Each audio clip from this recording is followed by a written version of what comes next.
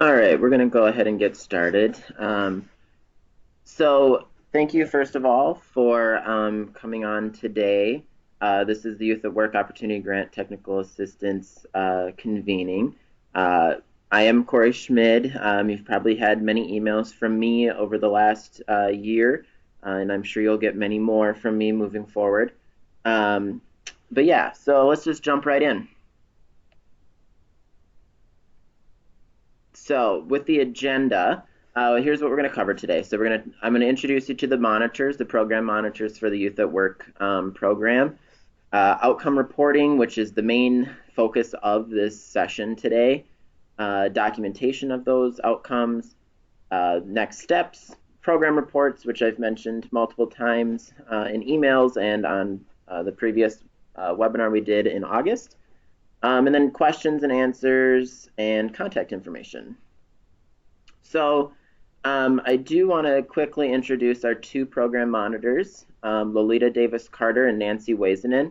Lolita, I don't know if you have your mic on, if you want to say hello, if there's anything you want to say to anybody, and same with Nancy. Good morning. Hello, everybody.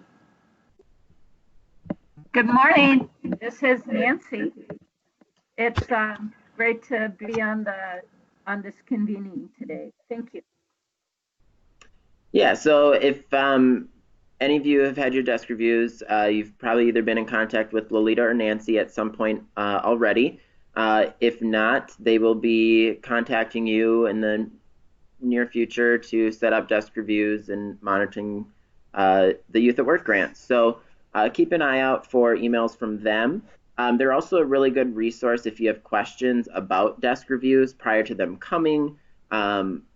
They should be the ones that you would reach out to. I will be more of the program side of things. So there's their contact information there.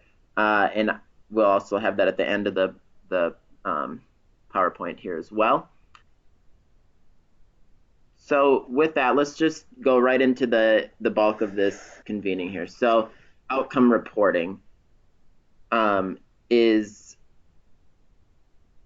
kind of the most important thing we need to capture in the data that we are collecting for Youth at Work. So first and foremost, the most important thing is that we are only collecting state fiscal year 2020 data at this point. We do not want to collect 2021 in any of the reports. We don't want to get those confused. We will eventually need fiscal year 21 data, but at this point, I want grantees to focus on fiscal year 20 data. So if your grant was extended through September 30th, or in some cases to December 31st of this year, you will include any individuals you're serving through September 30th on this outcome data report. If your grant, if you fully expended your grant and completed that in June of this year, then just include youth that you served through June 2020 in this report.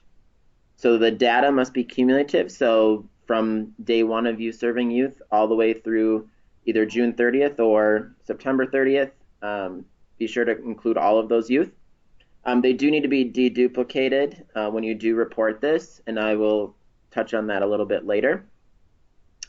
And I sent into the chat, I believe for you all to download the data summary form. So I had sent out a data summary form earlier this month. However, I did notice a slight error that completed program objective was not included in the data summary form. So I have updated that. You can access that form on our Youth at Work website. I will send it out following this email or following this session in an email to all grantees, so you will have that. So that was the only change to it, was completed program objective was missing, and I will go into more detail about that one later. But again, we're doing this data summary form because Workforce One, which is the required case management system to use for the Youth at Work grants, does not actually report out those outcome data until youth have been exited from programming. So we recognize that there are youth who you may be serving, over a course of 2 years.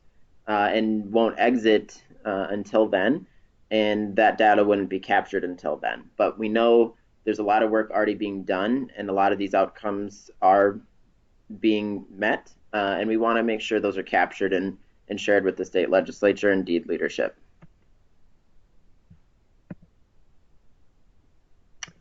So the three main outcomes I'll be focusing on are going to be attained work readiness goals, attained education goals, and completed program objective. So there are other ones like received academic credit or service learning credit, obtained high school diploma, GED, entered post-secondary education, apprenticeship, entered employment, retained employment. Those are also very important outcomes, but the ones that I get the most questions on because they're a little less straightforward are the attained work readiness goals, education goals, and completed program objectives. So those are going to be the main focus of the next couple of slides here. But I did send out earlier this month the outcome guidance. So it provided a little bit more detail on the attained work readiness goal, education goal, and program objective to help kind of guide you in making those decisions. So the difficulty with these three outcomes is that it relies a bit on discretion from each organization in terms of what each youth has completed. So there are a couple of different ways you can kind of determine if work readiness goal was attained or education goal was attained, and we'll be going through those right now. And do note that youth can be counted in multiple outcomes. They can only be counted once per outcome, but they can be counted in multiple, and we'll look at that a little bit. So attained work readiness goal. So there's three kind of primary ways that you can determine that youth have received those goals. So first and foremost, if you have a program that is based on work experiences or internships, this pre and post assessment of work readiness skills by the worksite supervisor might be the best and easiest, simplest option for you to determine that. So, for example, when you have a youth who is going to start a work experience, you may have this worksite supervisor at the beginning of that experience kind of assess the skills of that youth. Then you have that same worksite supervisor at the end of the work experience assess those skills and use that as the determination factor if they have in fact attained work readiness skills. We really like this option if you have the ability to kind of use this as documentation, because it does really bring in the important partner that are employers to these programs. So that is one critical way we can do that. So the links there, which again, I'll send this PowerPoint out so you can have these links, but provide you with two examples there of work readiness forms that you can have youth and the worksite supervisor fill out to measure those skills. So the Department of Labor one is very extensive. It does come with kind of directions on how to modify it to fit your needs. Work readiness skills in healthcare might look very differently than a welding career, right? So you may want to change that a little bit depending on the youth and the work experience. And then one example, homegrown example here from Southeast Workforce Development, Inc. They have a very simplified form that's used, and it's a very solid form, and you can modify that to fit your needs if that is within the purview of your program. So the second one is a work readiness curriculum. So for some organizations that do, maybe more cohort-based programming. So the example I give here, great example, is the City of St. Paul's Right Track program, where they have a couple hundred kids, each year that are completing programming in the summer, right? So it's more kind of one size fits all across the board for all participants. If your program does more of a model like that, I would really encourage you to check out Right Track's materials there, which I have linked. And that might help you figure that out as well, if that's how your youth are attaining their work readiness goal. This is usually, supported through counselors working with youth a little bit, supporting them and having them do it on their own. And then kind of lastly, there's kind of this program specific option. So some organizations are serving, really small numbers of youth, and it's really, intensive case management services. So if you have, that opportunity to work really one-on-one with youth, if you have counselors who can do that and have the time to do so, they can be the ones to validate that work readiness skill attainment through, one-on-one trainings with the youth, curriculum with the youth, etc. So that's kind of where that is. I know those two can kind of be similar, but often we find that the third option is more common among the smaller organizations that are doing one-on-one services with youth. So, and if you do have any questions on anything throughout this presentation, feel free to drop those questions into the chat window, or you can always email me as well. Okay, so we'll move on to attained education goals. So kind of two options here, how you can kind of view this one. So service strategy or service plan. So there are often programs with youth at work that utilize a service strategy when serving youth. And oftentimes within the service strategy, education goals are identified. So that requires your organization, your counselors, to keep track of who is meeting those goals and when they meet those goals within that service strategy or service plan. I would highly recommend that the goals are youth driven based on their needs and their career desires. So when you do put those together, if you put those together, that's where that would come in. So to give an example of how you could count attained education goals. So if you have a youth who has a service strategy, they're behind credits, their goal is to catch up on credits, so they make up, some over a summer school session. This could count for 2 performance outcomes, right? So you would have the attained education goal, because that's what you said they were going to do, and they did it. And then you can also count this for earned academic and service learning credit, because you supported them while they made up those credits over the summer.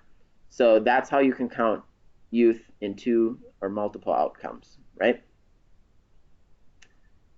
So then program specific. So there may be certain ways that your organization identifies educational goal attainment based on the program model or clientele that your organization serves. So for example, youth who are involved in juvenile justice system or homeless youth, they may have specific challenges that require specific education goals. So if you have that kind of, listed out, it's maybe not as, part of a strategy or a plan, but something you do have in mind that you would like them to complete successfully, then that's how you can count that as well. This may be something that you have written into your work plans that you submitted to DEED. So that is another way that you can track that. And this is where these become kind of partly discretionary on the organizations and who's serving the youth, because you will have to determine if, in fact, they have attained those education goals. We will get to documenting those as proof, because we will need that as well, and I will touch on that after I run through these 3 specific outcomes. So the last one is completed program objective. Quite frankly, this is just the most subjective outcome that we collect for the Youth at Work program, because this is really up to each organization to determine what your program objective is, and did they or did they not meet that. You will have to provide proof of that, of course, and again, we'll touch on that in a second, but this is another one that is not captured until the youth is exited. We understand that some program models may have tiers to them. So if you have a, tier 1 is completing work readiness, and then halfway through the summer they go into tier 2. Well, if they completed tier 1 just fine, successfully in your eyes, great. They've completed a program objective, and you can go ahead and count that. And you only need to count it once, even if they complete the second level successfully as well. You would just count it once because we need those deduplicated, right?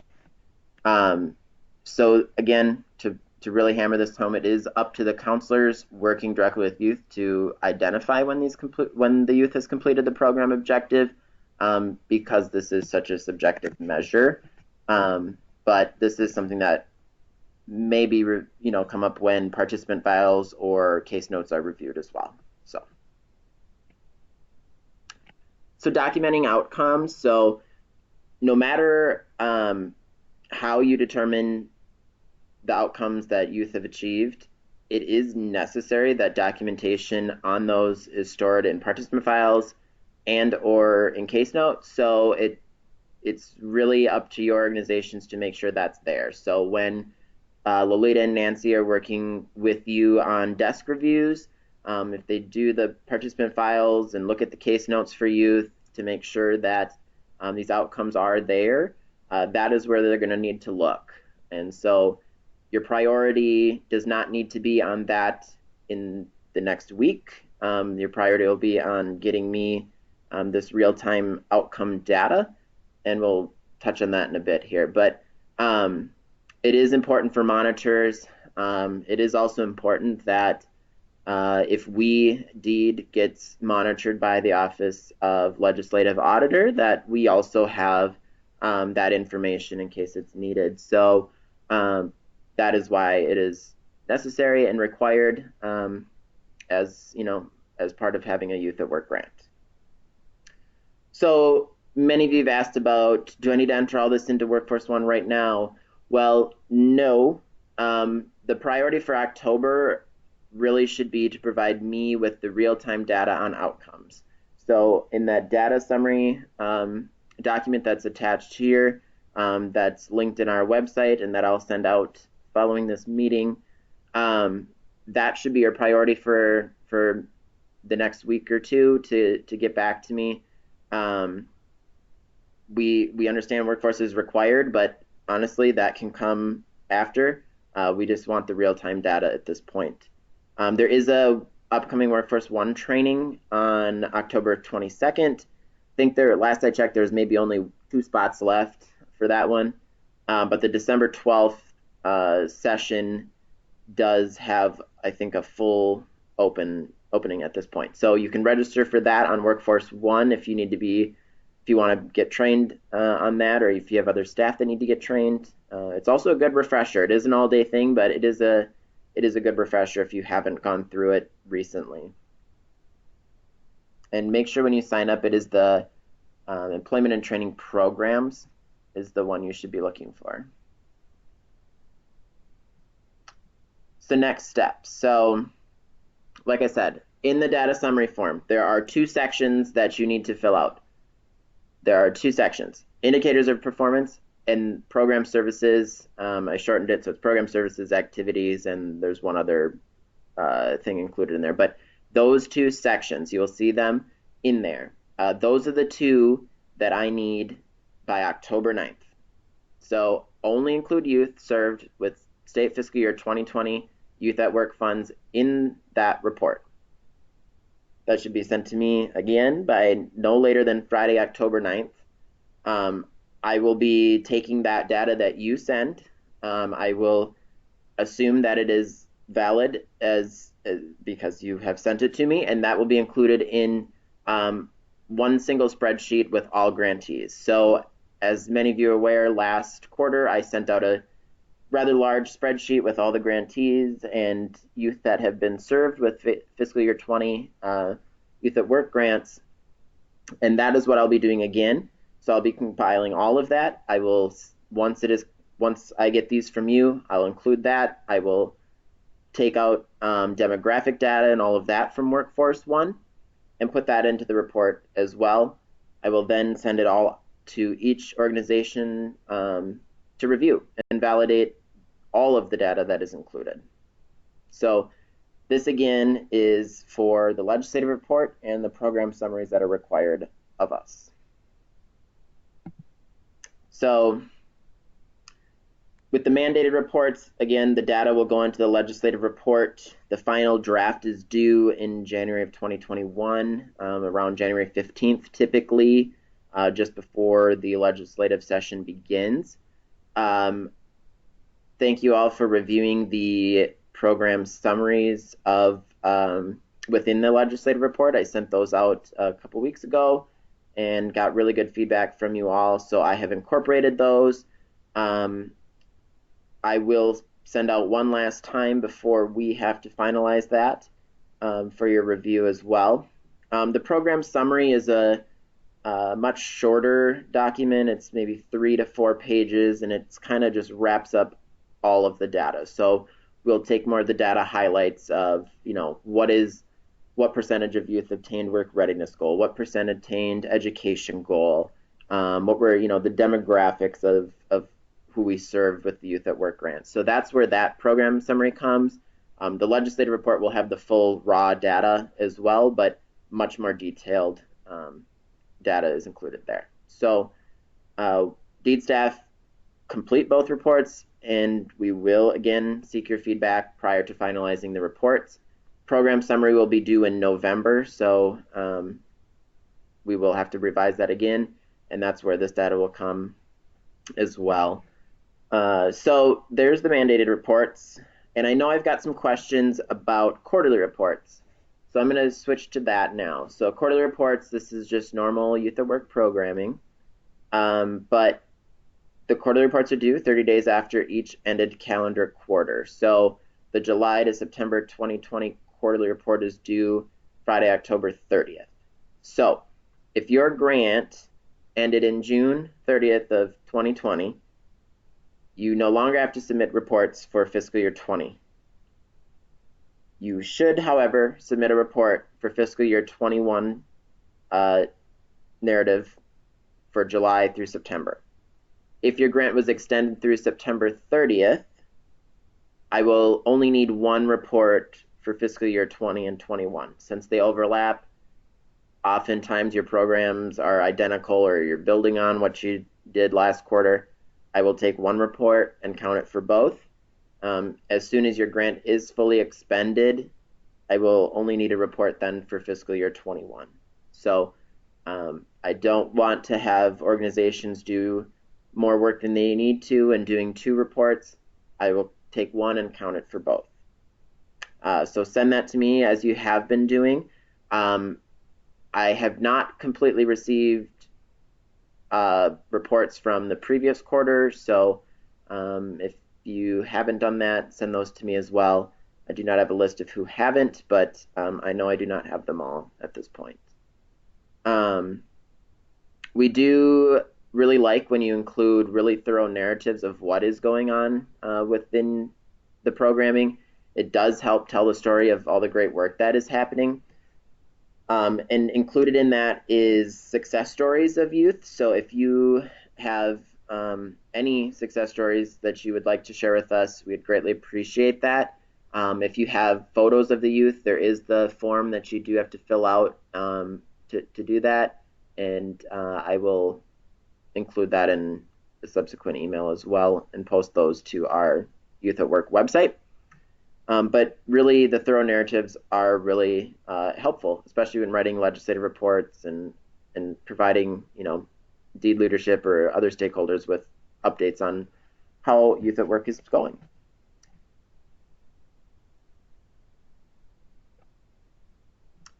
So I'll stop there for questions. So if you have any questions, I'll kind of pause here for a minute and we can put them into the chat window and then I'll respond to those.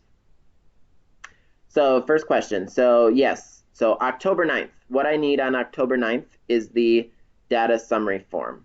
So that can be found on the Youth at Work website. I'll put that link here again. So if you go to the link that just is in the chat box now, you will see a link for the State Fiscal Year 2021 data summary form. Fill out the indicators of performance section and program activities on there and submit that to me by October 9th. October 30th is just your regular quarterly narrative report that you've been submitting all along.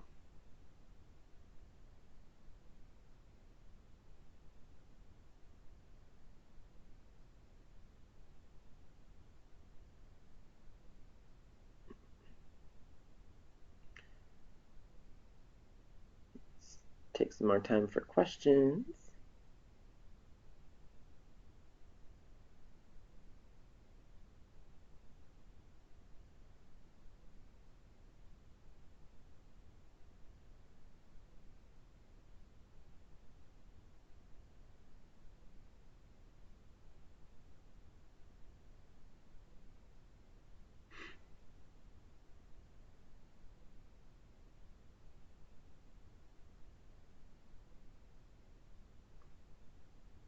So yes, with deduplication, essentially all I mean is like if you have a youth who attained work readiness skills in July, um, and they complete enough to where you feel confident they've completed work readiness skills, but they do more work readiness skill development in November because now they're moving up in their job or they're trying a different career.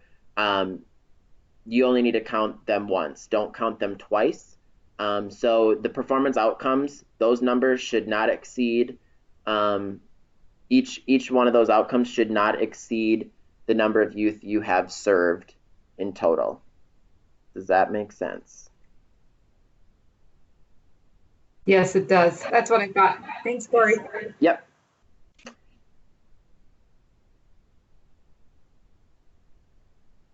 So yes, data summary for October 9th.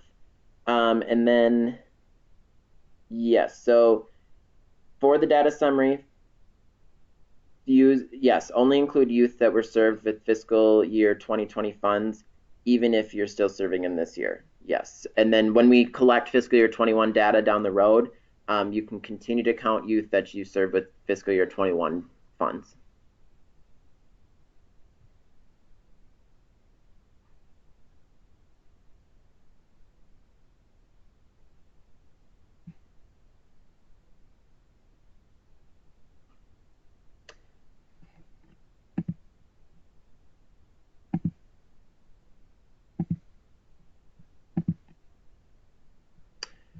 So yeah, the data summary does look like looks similar to the quarterly narrative report. It is slightly different because it does include definitions in the back there. But I just need those two sections from the data summary.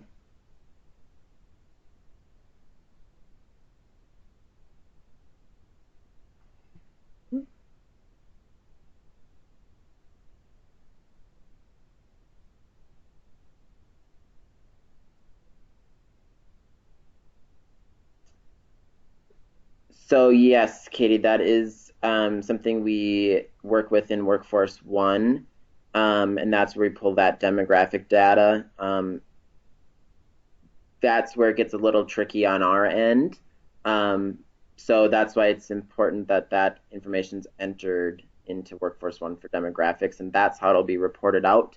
And that's why I'm only asking for the two sections on the data summary.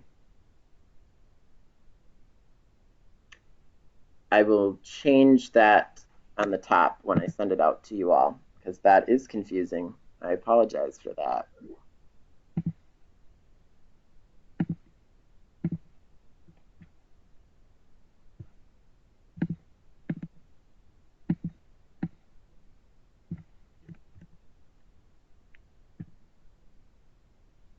I will make sure that is changed. So the version I emailed to you then is the version that will have data summary listed, not quarterly report. And I will get that updated on the website today.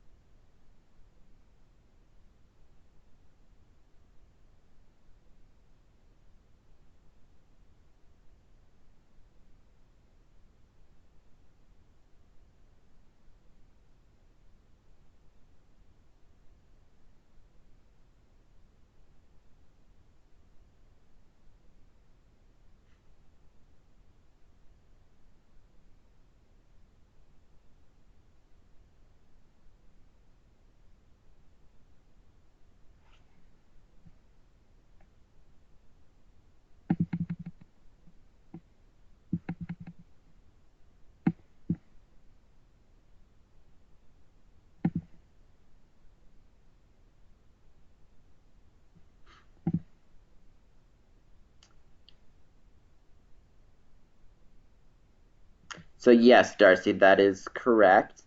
You can track this information by talking to counselors, but because Workforce One doesn't report that until the youth is exited, yeah, otherwise we wouldn't have that information, even though we know that that is already being done at the local level for sure.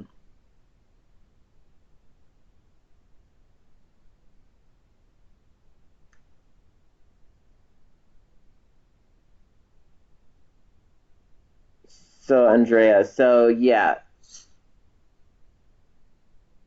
so the difference with in Workforce One, um, I don't know that your organization is using Workforce One, but I think we gave you an exemption. But in Workforce One, once you exit that participant, that information, the indicators of performance, like attained work readiness goal or education goal, will show up in an exit summary report.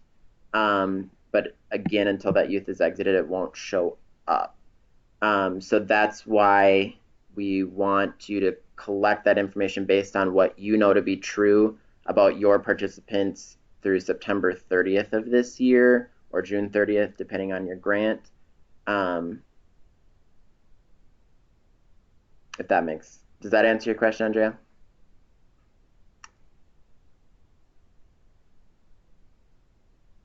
So to clarify, the fields for non-duplicated numbers would be both the indicators of performance. They should be non-duplicated, so those numbers cannot exceed.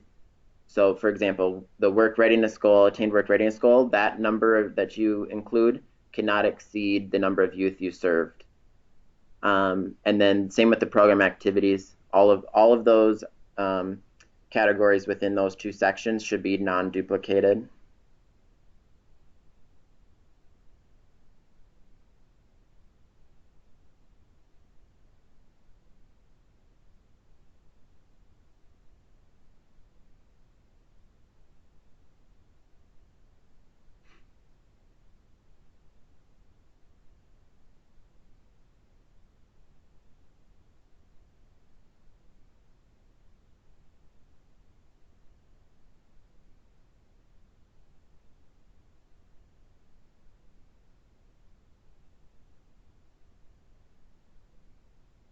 So yes, they can be counted under multiple categories. So if you have, yeah, like to the education goal example, if you have a youth who you had a goal that they were gonna make up credits, and they do, that can be counted for academic credit outcome as well as a attained education goal. If the education goal is to obtain their GED, then you could count attained education goal and obtained GED for an outcome. If that's also the program objective, you could count it for 3. But you just can't count that same youth twice within one single outcome.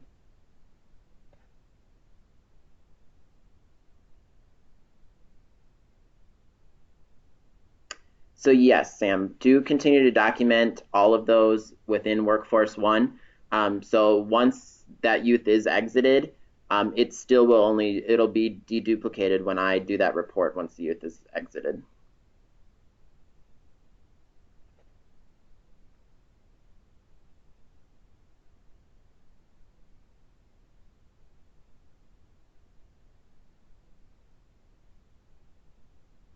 Yes, Darcy, that'd be correct. You can count them again in the next program year for the same goals, yes.